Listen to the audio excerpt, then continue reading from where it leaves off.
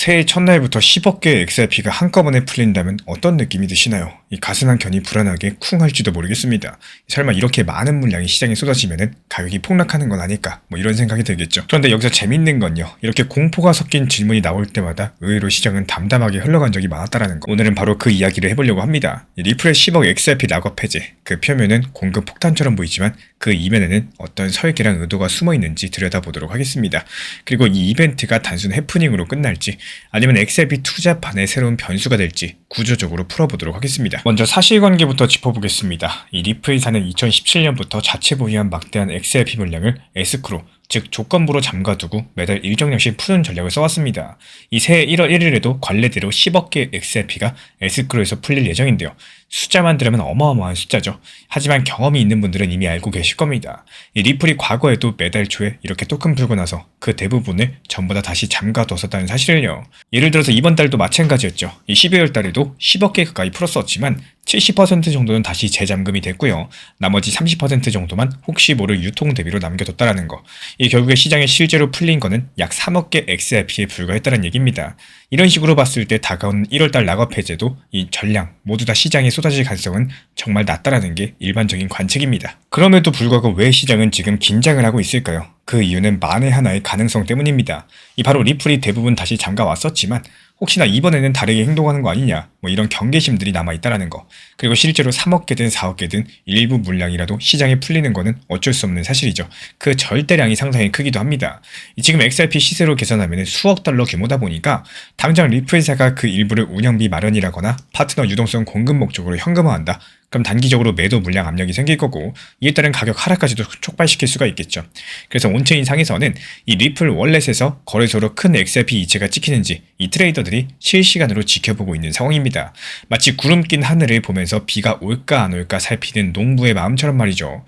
이 과거 패턴으로 봤을 때 큰 비는 오지 않았습니다. 실제로 XRP 가격은 락업 풀리는 날에 잠깐 움찔했었다가 다시 한번 금세 또 안정을 찾는 시기였죠. 리플 측도 영리하게 이 시장에 충격 주지 않는 선에서 필요한 만큼만 쓸 만큼만 쓰고 남는 거는 다시 묶어두는 식으로 해왔습니다. 그래서 지난 몇 년 동안은 투자자들이 이번에도 그냥 지나가는구나 이러면서 한숨 돌리곤 했다라는 거예요. 하지만 2026년 1월의 상황은 사뭇 특별했습니다. 이 그냥 달력만 바뀌는 게 아니라요. 게임의 법칙 자체가 바뀔 조짐이 있기 때문인데요. 바로 미국의 클래리티 법안이 새해에 맞춰가지고 본격적으로 다뤄지게 되면서 XRP를 둘러싼 규제 환경이 크게 변할 가능성이 부상을 했다는 거. 이 법안 이름 그대로 디지털 자산 시장의 투명성 그리고 명확성을 높이자는 취지인데 쉽게 말씀드려서 어떤 코인은 증권이고 또 어떤 건 상품인지 은행이나 기관이 이걸 어떻게 다뤄도 되는지 이 분명히 하겠다는 겁니다. 지금까지 미국에서는 XRP 같은 코인이 증권이냐 아니냐를 두고 소송도 벌이고 혼란이 있었는데요. 이제 법으로 이러이러하면 증권이고 저러저러하면 상품이다. 이런 규정이 세워지려고 하는 거죠. XRP 투자자들 입장에서는 손에 든 자산의 신분이 드디어 확실해진다는 뜻인데요. 이 재밌는 건요. 이 법안이 XRP의 상품 지위를 줄 가능성이 상당히 높다는 관측이 나옵니다. 블록체인 네트워크 토큰의 80% 이상이 분산되어 있으면 증권이 아니라 상품으로 간주한다라는 이런 기준이 담겼다는 말이 있거든요. 현재 리플사가 직접 통제하는 XRP가 약 40% 수준이라고 하다 보니까 만약에 이대로 법이 시행되면 리플은 자신들의 진 물량을 20% 이하로 줄여야지 XRP가 완전히 상품으로 인정받는 셈입니다. 여기서 한 가지 중요한 스토리의 연결고리가 나와요. 리플이 왜 매달 풀린 물량을 다시 잠가왔는지 그리고 앞으로도 왜 함부로 시장에 쏟아내지 않을지 이 규제의 측면에서 생각해보자는 거죠. 미국 정부랑 규제당국은 이제 네가 가진 코인이 너무 많으면 그거는 중앙 통제된 거니까 증권처럼 볼 수도 있다. 이런 시그널을 줬습니다. 리플 입장에서 알겠다. 우리도 시장에 많이 풀고 분산시키겠다. 이렇게 호응하는 모양새를 취하는 게 유리하겠죠. 그렇다고 또 하루아침에 수십억 개를 던져버리면 자폭이다 보니까 지속적으로 조금씩 시장에 공급을 늘려가는 이런 전략을 선택을 할 겁니다. 어쩌면 이번 1월에 10억 개 중에 그 일부도 그런 규제 친화적인 조치의 일환으로 활용될 수가 있다는 거. 예를 들어가지고 리플이 직접 팔지 않더라도요. 이 장기 투자할 제3의 기관한테 OTC 장외 거래를 넘긴다라거나 아니면은 에스크로 물량의 통제권 자체를 신뢰할 만한 별도 재단이라거나 기관에 넘기는 방식까지도 거론이 되고 있습니다. 이렇게 하면 겉으로 봤을 때 리플 보유분이 줄었다. 이런 효과를 내면서도 시장 쇼크는 최소화할 수 있으니까요. 이 결국에 리플로서도 XRP 탈중앙화 수준을 높여야지 제도권에서 인정받는다는 것들을 알기 때문에 이 공급 관리 전략을 규제 환경에 맞춰가지고 서서히 조정할 가능성이 높다라는 거예요.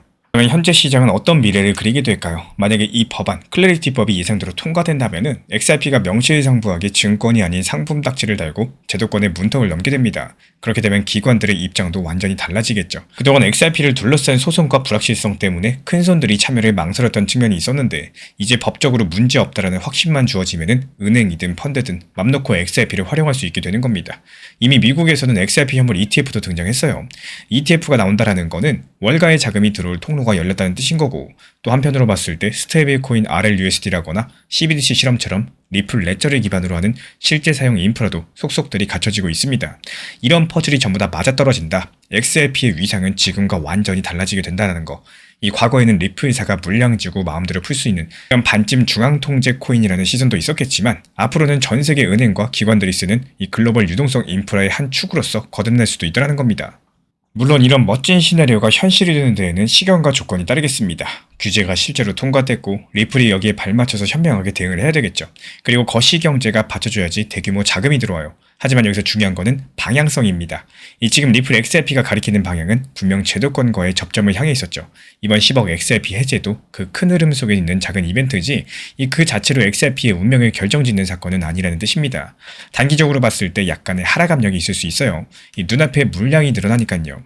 하지만 역사적으로 봤을 때 XRP는 이런 이벤트를 잘 흡수를 해왔습니다. 그리고 지금 시장 분위기를 지배하는 거는 오히려 앞으로 XRP가 어디까지 쓰일 수 있나, 이런 기대감이라는 거.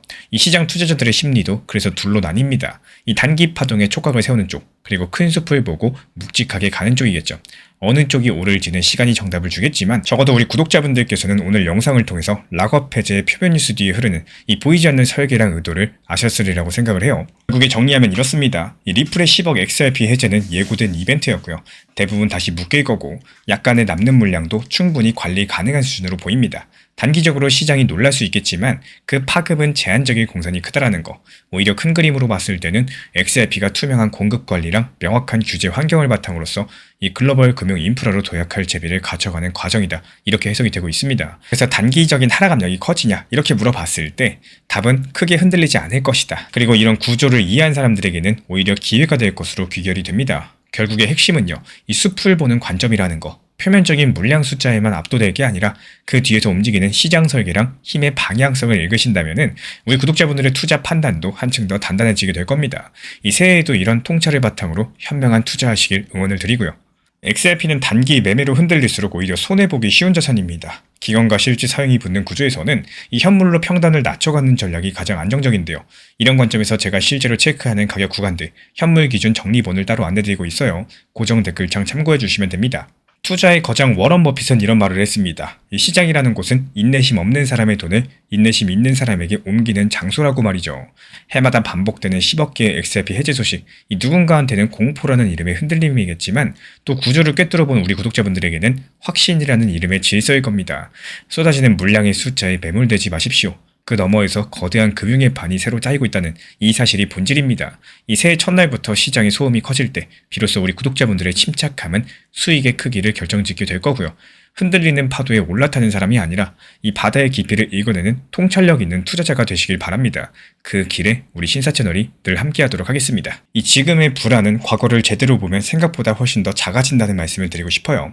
이 시장이 너무 불안하고 답답하게 느껴질 때는 괜히 뉴스나 커뮤니티만 더 들여다보지 말고요. 이 과거 차트부터 한번 차분하게 보셔야 되는데, 사실 지금보다 훨씬 더 암울했던 시기들도 분명히 있었습니다.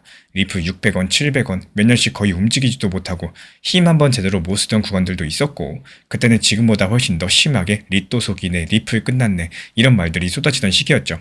근데 가만히 돌아보면은 그 시점부터 지금까지 특별하게 잘한 매매가 아니라 그냥 리플을 들고만 있었어도 자연스럽게 평단이 낮아지고요. 비중은 쌓이고 결과적으로 많은 분들께서 지금보다 훨씬 더 여유로운 위치에 와 있었을 겁니다.